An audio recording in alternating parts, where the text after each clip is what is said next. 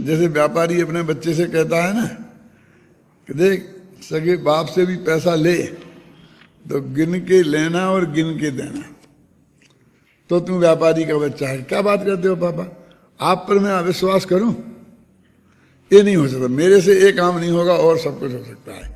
आप देंगे और कहेंगे कि 10,000 रुपये हैं तो मैं तो बिना के नहीं रखूंगा, फिर नहीं, तो तुम व्यापारी का बेटा नहीं है, तू मेरी आज्ञा का पालन नहीं कर रहा है। क्यों?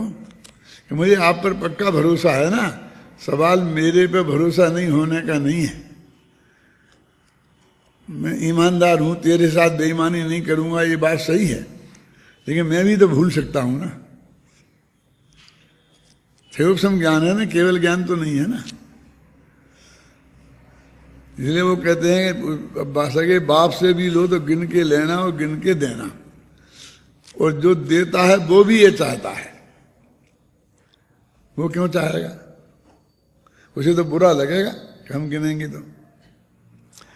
समझदार आदमी तो बुरा नहीं लगेगा, वो समझता है आपने गिन के ओके कर दिया, ठीक है, तो अब भविष्य में उसे कभी ये डर नहीं है कि आप कहेंगे आपने जो नोट दिए थे उसमें एक कम निकला था, हैं? कदाचित आप ना भी कहें और एक कम निकले तो अपनी जेब से पुजा दें, क्योंकि आपकी हिम्मत नहीं पड़े कहने की, लेकिन मन में तो विकल्प खड़ा हो ही जाएगा। क्या कि मुझे गिन के लेना चाहिए थे, गिन के लेना चाहिए थे, तो मुझे 100 मेरे माथे मर गए, 100 मेरे माथे मर गए। ऐसे ही फूलचंद सिद्धांत शास्त्री ने मेरे से एक दफे ये बात कही थी कि नमोकार मंत्र भी लिखना, समझे, किताबों छपाते हैं, तो नमोकार मंत्र सामने रखकर उसे देख के लिखना, और प्रूफ रीडिंग करना तो उससे देख के मिलान करके करना, अपनी स्मृति के भरोसे नहीं करना। 50 दफे कर चुके, हमें सब मालूम है, नहीं। कभी कभी आप देखेंगे कि ऐसी जो आप समझते 50 दफे हमें मालूम है, उसमें भी वो गलती निकलती है। क्या समझिए ना? अब मैं यहां से पूछता हूं नमो वजहंताड़म नमो सिद्धाड़म में नमो है कि नमो है, अड़ा है कि ना है? बोलो, है? अड़ा है ना, पक्की बात है ना। और श्वेतांबरों के यहाँ ना है, बोलो क्या करोगे? अब उनका उदाहरण दोगे तो आपको ना लिखना पड़ेगा कि नहीं? बोलो ऐसो पंच नमो, बोलो।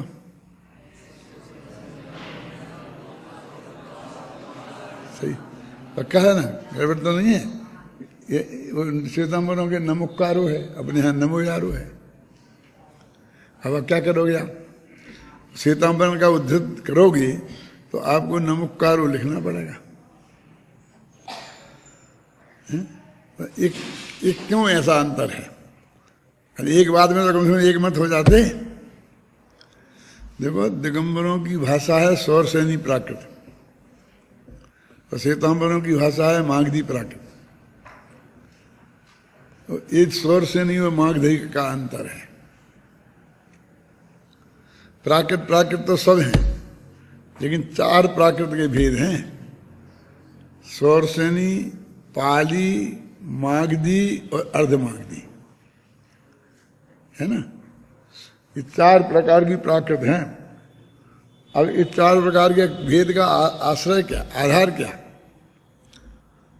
कि जो सूरसेन राजा के राज्य में बोली जाती थी उसे बोलते सौरसेनी।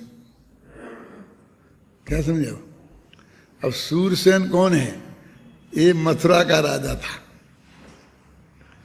तो मथुरा के आसपास जो बोली जाने वाली है वो सारी प्राकृत है, वो सौरसेनी है।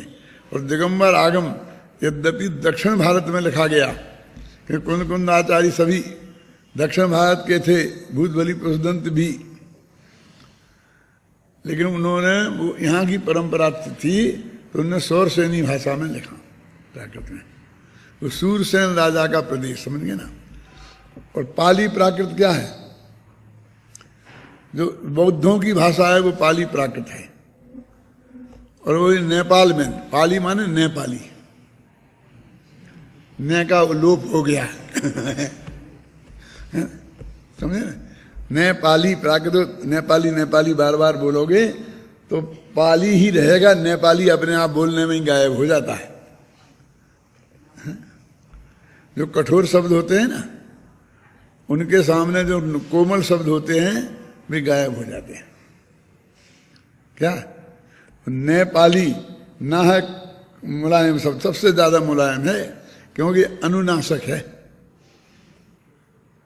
समझे ना। जो 5 में अक्षर हैं वो आधे आधे व्यंजन है एक तरीके से, इसलिए वो न गायब हो गया, पाली रह गया। तो नेपाल में कपिल वस्तु धरी है, बौद्धों की भाषा है वो पाली प्राकृत है। और मगध देश में जो थी वो भाषा है मागधी। क्यों?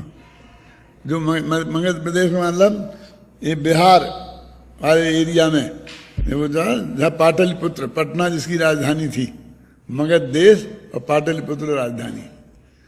तो आप समझ लीजिए कि यूपी की हो गई सोरसेनी और बिहार की हो गई मागधी और नेपाल की हो गई पाली। ऐसे एरिए की ऐसी है ये। और शास्त्रों की भाषा ये थी अपनी जनियों की। अब अर्धमागधी कैसे आ गई? तो पूजन में पढ़ा होगा अर्धमागधी भाष, वो आता नहीं छंद कि तुम्हारा अर्धमागधी। भगवान महावीर की वाणी कैसी थी? तो उन्होंने कहा अर्धमागधी थी। तो अर्धमागधी माने क्या कि वो महावीर ने सारे भारत में विहार किया था। तो जो मगध देश की तो उनकी मुख्य भाषा थी ही, लेकिन वो जहाँ जहाँ विहार किया उन एरियो की शब्द भी उनमें मिलते गए, तो मिक्सचर हो गई। जैसे आज की हिंदी होगी ना, आज अंग्रेजी के शब्द आ गए। अब बोले स्टेशन हिंदी का है कि अंग्रेजी का है? अपन ने उसे हिंदी का बना लिया कि नहीं? और फिर क्या हिंदी का हो गया कि नहीं हुआ? हो गया। कैसे बना? कि कितनी स्टेशनें निकल गई। यदि अंग्रेजी का होता तो बहुवचन बनाने के लिए स्टेशंस कहते, लेकिन हमने हिंदी की व्याकरण लागू किया ना उसमें, स्टेशन का स्टेशने बहुवचन बनाने के लिए, तो हिंदी हो गई वो। तो ऐसी जो मिक्सचर हो जाती है ना, तो वो हो गई मगध प्रदेश की आधी और आधी हिंदुस्तान के बाकी के सब प्रदेशों की, तो उसको बोलते हैं अर्धमागधी। अब आप कहोगे ये सब चक्कर पड़ने से क्या है? अरे भाई, आप दिगंबर शास्त्र पढ़ोगे तो आपको सोरसेनी का व्याकरण अप्लाई करना पड़ेगा।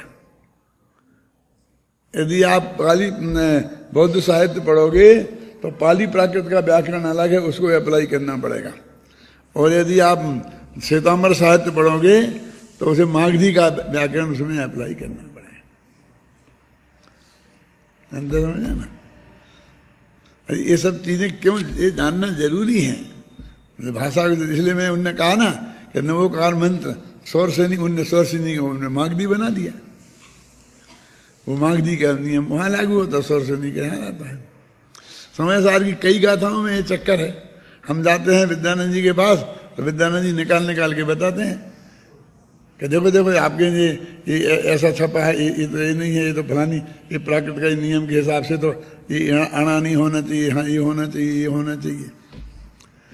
आधा आता ना अपना आधा शब्द, और कई जगह आता चेदा आधा, और दूसरा और अप्पा। कई शब्द ऐसे आते हैं कि नहीं आते? तो एक आधा की जगह भी एक दूसरा कोई शब्द आता है। और एक जगह या हैं, हाँ जान दी और जान दिए, ई की मात्रा में, ऐसे बहुत से शब्दों में आप देखेंगे तो 2 तरह के प्रयोग हैं। तो मेरे से अब उन्होंने कहा था, उन्होंने कहा देखो साहब, हमने तो ये जो शब्द रखे हैं इसका संपादन डॉक्टर A.N. उपाध्याय से कराया था। उन्हें स्पेशल देकर, बहुत हैवी चार्ज देकर उनसे सोनगढ़ वालों ने इसका संशोधन कराया था कि हमको तो जो प्राकृत भाषा के हिसाब से सही होना चाहिए। फिर छपाया है तो उनका नाम तो बहुत बड़ा है, उनके सामने में सब रह जाते हैं।